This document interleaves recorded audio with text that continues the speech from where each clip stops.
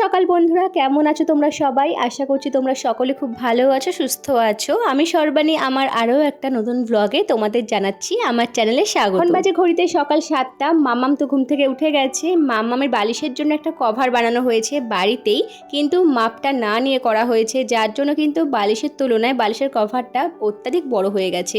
তো কি আর করা যাবে, বালিশটাকে আপাতত বালিশের কভারের মধ্যে ভরে ভাঁজ করেই আমি রেখে দিলাম। পরিষ্কার করে নেওয়ার পরে মিঠির জন্য খাবারটা আমি তৈরি করে নিলাম, মিঠিকে খাইয়ে দেবো। আর এদিকটায় মা পুজোটা দিয়ে দিচ্ছে আজকে।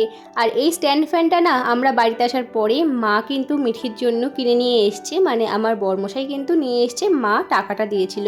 তো এই স্ট্যান্ড ফ্যানটা থাকাটা কিন্তু ভীষণই এখন আপাতত গরমের জন্য রক্ষা। ঠিক খাবারটা খাইয়ে দেওয়ার পরে আমি মিঠির ঠাম্মির কাছে মিঠিকে দিয়ে ঘরের কাজগুলো করতে শুরু করে দিয়েছিলাম। আর মিঠি কিন্তু ঠাম্মির সাথে বাইরে ঘুরু করছিল ততক্ষণ। আর তেমন একটা কারোর কাছে মিঠি এখন যেতে চাইছে না, কারণ একটা বছরই বলতে গেলে মামা বাড়িতেই ছিল মিঠি, যার জন্য কিন্তু তেমন একটা ও কারোর কাছেই যাচ্ছিল না, শুধু কান্না করছিল। তাই জন্য ওর ঠাম্মি একটুখানি ওকে ভোলাচ্ছিল বাইরে ঘুরু করতে নিয়ে। টুকিটাকি কাজগুলো করার পরে আমি গেছিলাম ছাদে জামা কাপড় মেলার জন্য। ছাদে গিয়ে দেখতে পেলাম কালো ঘন মেঘে যেন আকাশ পুরো ছেয়ে গেছে, একটু পরেই যেন স্বস্তির বৃষ্টি নামবে। তো কি আর করবো, হাফ জামা কাপড় ছাদের মধ্যে দিয়ে তারপরে কিন্তু হাফ জামা কাপড় নিয়ে একদম নিচে নেমে এসেছিলাম। আর আজকের ওয়েদারটা না ভীষণই ভালো ছিল, আর খুব হাওয়াও দিচ্ছিল। আর নিচে নেমে এসে দেখি মাছ নিয়ে এসেছিল বাবা, তো মাছটা কিন্তু মা কাটছিল এখানটায় কলপারে বসে। বাড়িতে কিন্তু সকাল থেকেই রান্না বান্নাগুলো শুরুই হয়ে গেছিল। মিঠি বাড়িতে আসার জন্য, মিঠির সাথে দেখা করার জন্য মিঠির বড় পিপি, ছোট পিপি, দাদাইরা, দিদিরা সবাই আজকে আমাদের বাড়িতে আসবে। এটা হলো আমার টুই সোনা, মানে আমার বড় ননদের ছোট ছেলে। তো এটা হলো মিঠির ছোট্ট দাদা ভাই।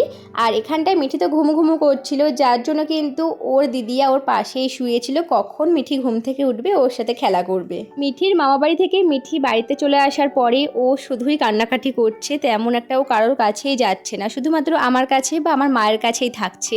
তো তাই জন্য কিন্তু ওকে রেখে আমি এখন আর কোথাও যাচ্ছি না।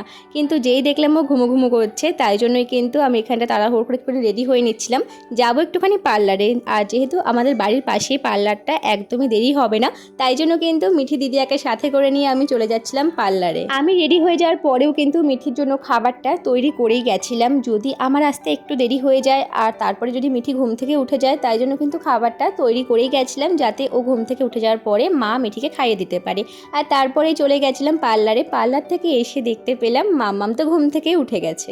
ওকে আসলে বলছিলাম বাড়িতে এসেই যে আমার মিঠি কেমন করে হাসে, তখনই কিন্তু এরকম একটা সুন্দর স্মাইল দিয়ে দিয়েছিল। আর তারপরে টুইকে আর মাম্মামকে সাথে করে নিয়ে আমি একটুখানি বাইরে ঘুরু করছিলাম। হাঁটতে খানিক দূর চলেও গেছিলাম ঘুরতে। তারপরেই দেখতে পেলাম ভীষণ হাওয়া দিচ্ছে আর ছিটে ফোটা বৃষ্টিও শুরু হয়ে গেছিল। তাড়াহুড়ো করে বাড়িতে চলে আসলাম। বাড়িতে আসার পরে তোমরা দেখতেই পাচ্ছ আরও জোরে হাওয়া দিচ্ছে, আর মিঠি তো ভীষণই আনন্দও পাচ্ছিল এত হাওয়া দেখে আর বৃষ্টিও দেখে। সন্ধেবেলার দিকটাতে মিঠি ও দাদাইয়ের সঙ্গে আর দিদিয়ার সঙ্গে খেলা করছিল। কথায় আছে না, বাচ্চারা বাচ্চাদেরকে বেশি ভালো চেনে, বেশি ভালোবাসে, তেমনই।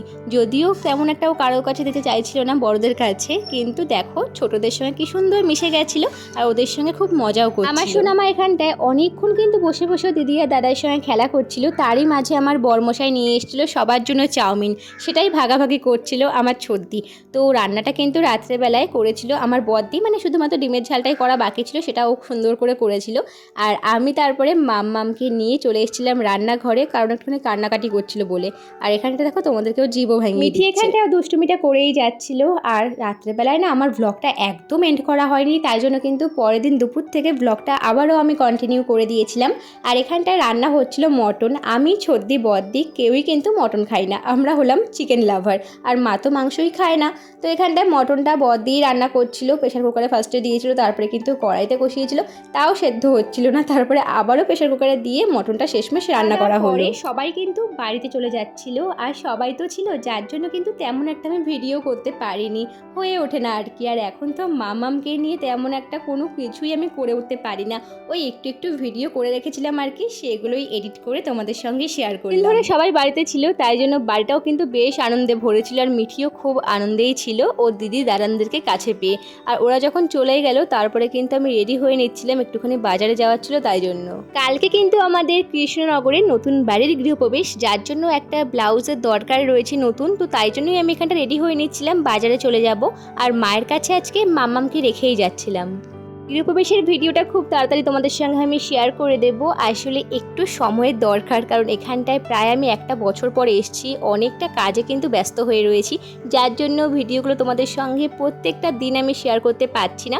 তবে হ্যাঁ, খুব তাড়াতাড়ি গৃহপ্রবেশের ভিডিওটা তোমাদের সঙ্গে শেয়ার করে দেব। তো চলো আজকের জন্য টাটা।